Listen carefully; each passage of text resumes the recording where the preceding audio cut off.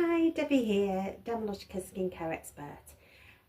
With summer approaching, we're all going to be putting SPF on our skin. So I want to just give you a bit of education into which SPF is going to be best for you and why you would choose certain SPFs against other SPFs. There's a lot of myths out there that I just want to abolish really, and let's get into it really, otherwise I'm just going to babble. There's two different SPFs that you can use on your skin. There is your physical SPF and there's your chemical SPF. So physical SPF, it sits on top of your skin, and when the sun comes onto your skin it just bounces straight off. So it sits on top, it doesn't, your skin doesn't absorb any heat or anything. So these SPFs are brilliant for sensitive, sensitized skins. You see a lot of cricketers wear physical SPFs. You'll see them with the white on their face.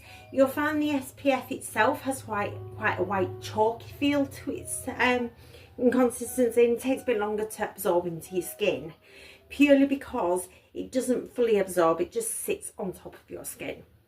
You'll find that a lot of chemical peel treatments, a lot of micro needling treatments, you would be recommending to use a physical SPF on your skin, just because you don't want the sun absorbed in there and the heat to build up, causing any more irritation to the skin area that's traumatized.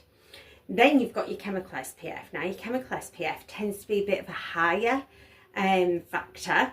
This sits underneath your skin, so not like into the dermis, but just in the epidermis.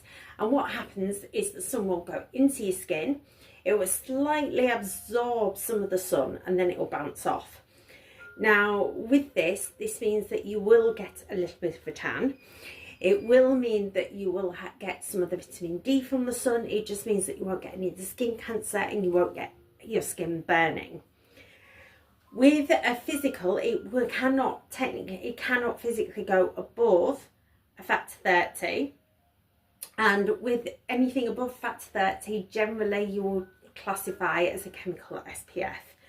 And chemical SPFs can be used on all skin types. If you've got hypersensitive skin though, I do recommend your physical SPF. Now let's get into the nitty-gritty of which SPFs are in the Dermalogica. So we've got the pore screen, which is an SPF of 40, which means that it is a chemical SPF. You'd apply this just after your moisturiser, and you would only need a little bit. This is more for oily skins and anybody with open pores, because it does help to camouflage the open pores within your skin. Then we have your invisible physical defence. Now this is more for your sensitive skins, your sensitised skins. Now this is your physical SPF. This is the one that sits on top of your skin.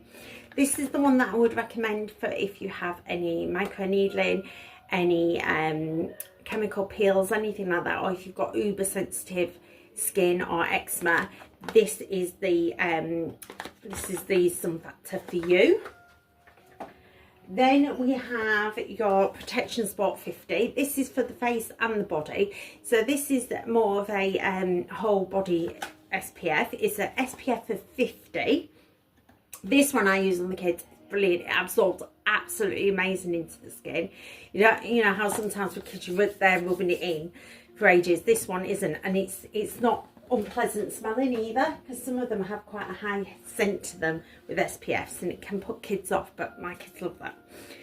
And you've got your Prisma Protect, and this is an SPF of 30. This is a chemical SPF, so even though it's 30, it's a chemical SPF.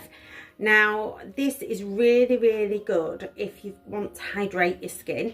So if you've got quite a dehydrated skin, it's got actual drone technology in here which helps to target any of the areas in your skin that need hydration, and it delivers the hyaluronic acid to that area, so you get ultimate hydration within the skin. And then you've got your everyday, this is the most popular, it's a high selling moisturiser. This is your Dynamic Skin Recovery SPF 50, so obviously your chemical SPF.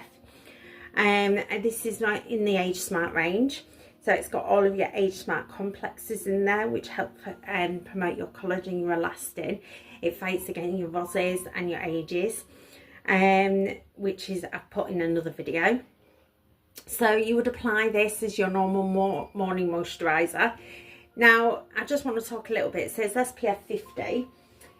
The numbers doesn't mean that it's a higher, stronger factor than a 30. It just means you don't have to apply it as regularly. So if you're applying it in the morning and you don't burn that easily, I would then reapply it at lunchtime. If you were wearing, say, the SPF 30, I would then mid-morning reapply that. It's easier if I say it takes me 2 minutes in the sun before I start burning. If you times 2 minutes by 30, that's the amount of minutes I would have to wait to then reapply my sun factor. Depending on what the sun factor is, depends on the amount of time. I have a lot of clients that say, well, I want my SPF, but I still burn. I don't understand it. The reason is that they didn't then reapply the SPF. It wore off. So please remember the numbers. Doesn't mean if you wear up to 50, it's going to last for the whole entire day. You do need to reapply these SPFs onto your skin. There's just one more that I want to quickly talk about. It's the Clearing Defense SPF 30. So this is in the teen range. And this is great for any of the teens that have hormonal acne, but they don't want to put any oil on their skin. It's oil free and it helps give you that matte look to your skin as well, which is great for if any teenagers want to put any makeup. It's not going to slide off their skin. Any questions, just leave a comment on below and I'll be happy to answer them.